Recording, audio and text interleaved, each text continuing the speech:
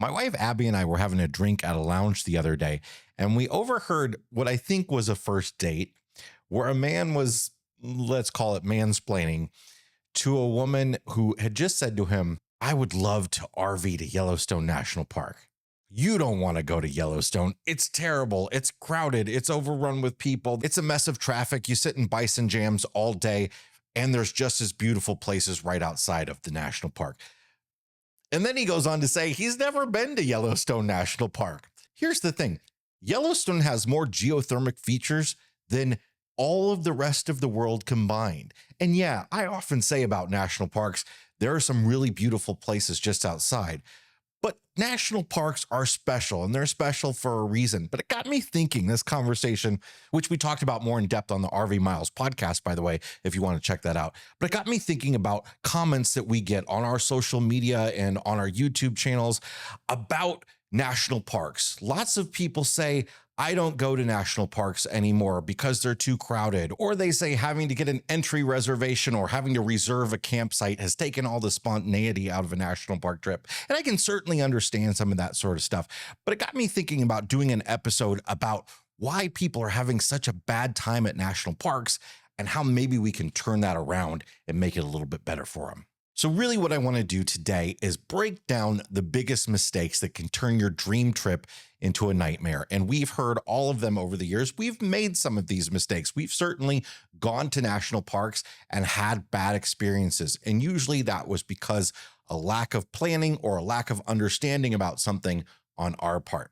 So let's start off by talking about planning and accommodation pitfalls, things having to do with getting to a national park and staying there. And the biggest thing we see from people is that they overplan. They want to go to too many places on one trip. They want to go to Glacier and Yellowstone and Grand Tetons and the Utah Mighty Five in the span of 2 weeks. It's too much. You can't do it. Or if you do, you're just going to spend all of your time driving. Cramming too many destinations in can lead to exhaustion. You want quality over quantity. There are a lot of great places in this world. You're not going to be able to see them all. I could go to Yellowstone for a month and not see it all. It's best to take your time. And along with that, you do want to do some planning. There was a day when you could drive to a national park and stay in a campground without any reservations. People think this happened in the COVID boom where it got really, really busy, but to be honest, it's been going on for a long time now where it's gotten worse and worse. Yellowstone National Park campgrounds, and I'm just going to pick on Yellowstone here, used to be mostly first come, first serve, except for the big Trailer Village RV park. And what would happen is that people would line up every morning at like 5 a.m. to try to get a site when someone leaves. Those lines got worse and worse and worse. And it was too much for the parks to manage. It was causing traffic jams. And guess what? The internet helped solve some of those problems. Now we have internet and cell phone access. We can book campgrounds on the road, and people have been doing that, and a lot of people appreciate it. Some people don't like the lack of spontaneity, but some people prefer the fact that they're going to set out on a vacation and they're going to know where they're going and they're going to get a place to stay. Regardless, reserved campgrounds are here to stay, and you got to book them out in advance. You need to know well before your trip when the opening days for those campground reservations are, because lots of national parks and other public lands do it differently. So depending on where you're staying, that campground might open up reservations at the beginning of the year. It might be a rolling 1 month window. There's lots of different ways they do it. So you need to know where you're going well in advance and be able to book that place. And it works the same way for lodges as well. Another big mistake we see people making is staying too far from the park, or at least farther than they thought they were going to be from the park. Sometimes it takes a long time from that park entrance to get somewhere else. So for instance, we stayed in Mancos, Colorado when we visited Mesa Verde National Park. Now we happened to be at this campground as full-timers for 6 weeks, so it wasn't a big deal for us. It was only about 25 minutes away from the national park entrance.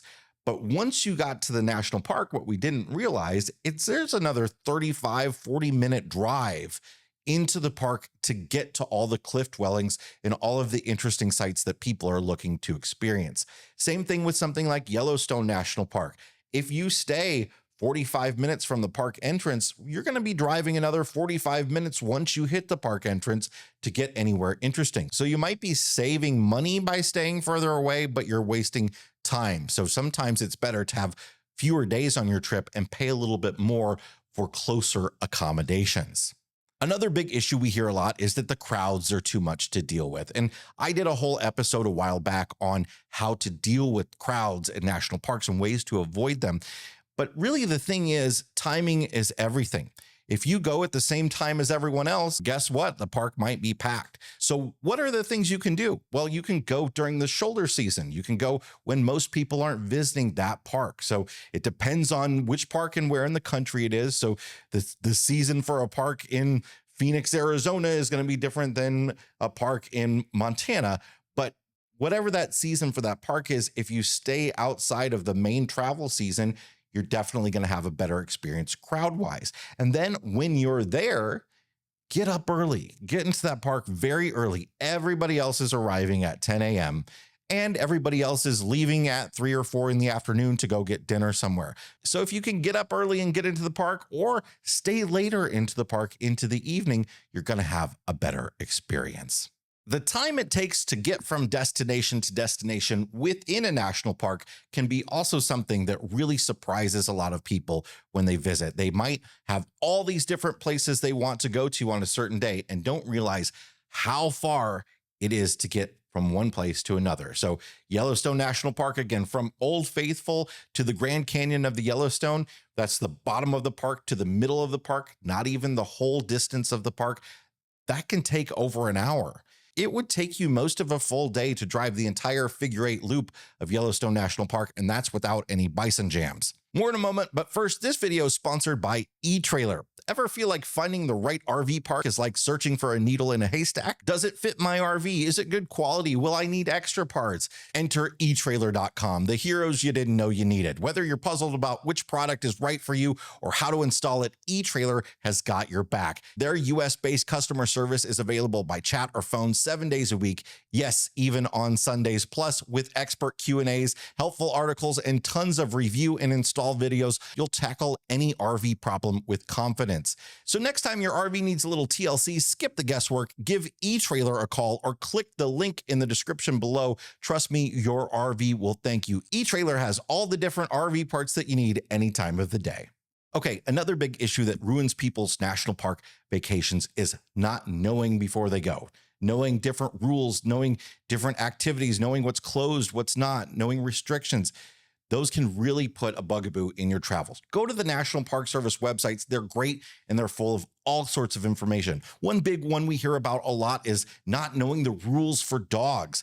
And people will go back and forth on whether these rules are appropriate or not, but dogs are generally not allowed on trails in national parks. Usually there is 1 or 2 trails. It's usually a paved trail, trails that are wheelchair accessible that bikes can go on.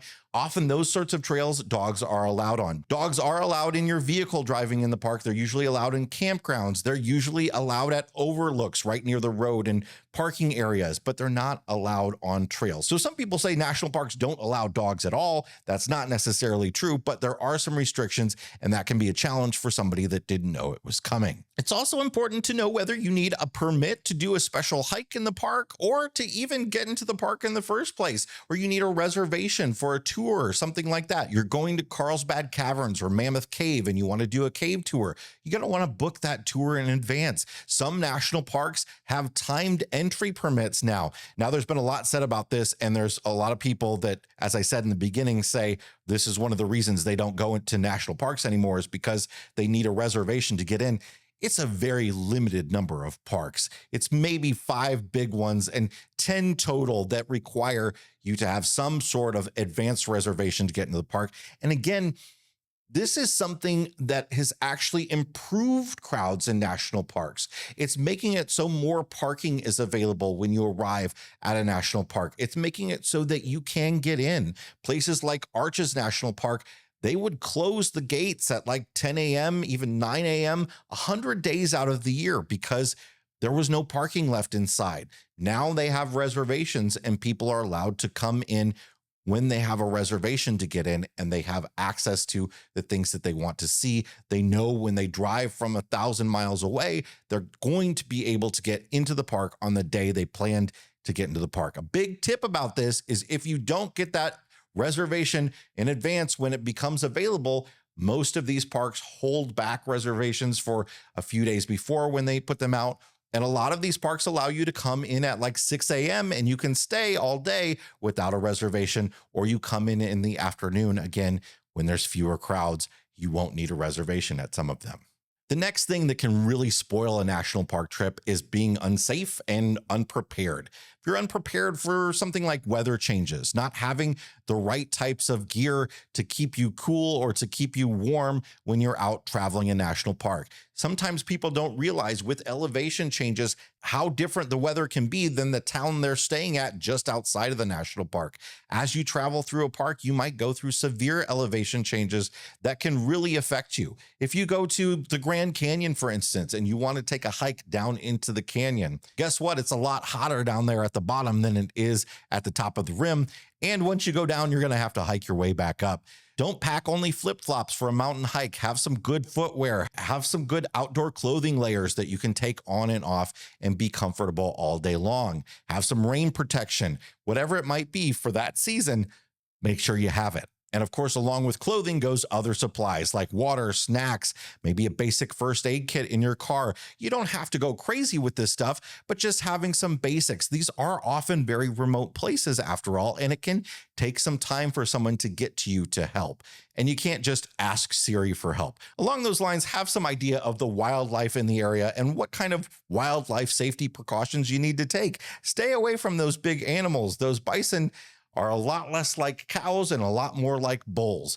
You don't want to get near some big animals because they really do hurt people and it's against the law. Depending on the park, there's going to be a published distance that they want you to stay from animals, depending on the animal and where you are. Pay attention to those things. All right, let's talk about maximizing your experience in a park. Sometimes people just show up and they want to explore, but you can get a lot more out of a park if you get an idea of where you're going to go and what you're going to do in advance. Don't just show up to Yellowstone and go to Old Faithful and skip all this other stuff that is amazing and frankly less visited just because you didn't know about it. Go to the visitor center, talk to a ranger, get an idea of the different hikes and how strenuous they are and where they're taking you and are they closed or not and if they have mud on them, all that sort of stuff. Ask those rangers and employees what are some special places that they like to go to that might be a little bit different than the popular places. You can get so much out of this. Of course, you can also, spend some time on YouTube or listening to podcasts and learning about the places that people go to in these parks and getting an idea of what you want to do. And then you got to combine that with what your physical fitness requirements are. A trail that's marked as easy might feel like it's Everest if you're not prepared. And trails can be deceiving. A slight incline over a half a mile can be very difficult for a lot of people. So make sure you know all the details about a trail before you head out on it. One of the best places we found to get information like that is All Trails. The All Trails app is full of lots of great information and reviews where people actually leave their experience of being on this trail. And you're going to find recent reviews too. So you can see, is this trail in good shape? All that sort of stuff. All Trails is a fantastic resource. But again, so are rangers, so are Facebook groups, all sorts of different places where you can get information about what trails you want to do before you arrive. So you know if you can manage them properly and you have all the gear and all the sort of stuff that you need. And the last thing that can really spoil someone's trip to a national park is that it's not taken care of. And frankly, this is a really sad thing, although it is not a problem that is as bad as people think it is. When you go to a national park, yeah, you're going to find some trash on the ground. Yeah, you're going to find some things that just aren't the way they should be because somebody screwed it up. You're going to see other visitors doing things that they shouldn't be, hiking off trail, all the sort of stuff, all the rule breaking that they shouldn't be doing. You can't let that stuff get to you. And in fact, you can help. You can pick up, you can leave a place better than you found it. Even if you didn't leave any trash, you can pick up somebody else's trash to preserve these places and to make them special places for future visitors for years to come. So there you have it. The top reasons why your national park trip might suck. and how you might turn it into an adventure of a lifetime. If you got any tips, please leave them in the comments. We'd love to know your tips as well. And if you found these tips helpful, subscribe for more travel advice. You might also want to check out our America's National Parks Facebook group, where we've got almost 100,000 members to help you plan your trip. Their knowledge is absolutely incredible, and they're going to help you find some really special places to go that you might not have known about. Thanks so much for being here, and we'll see you next time. Bye-bye.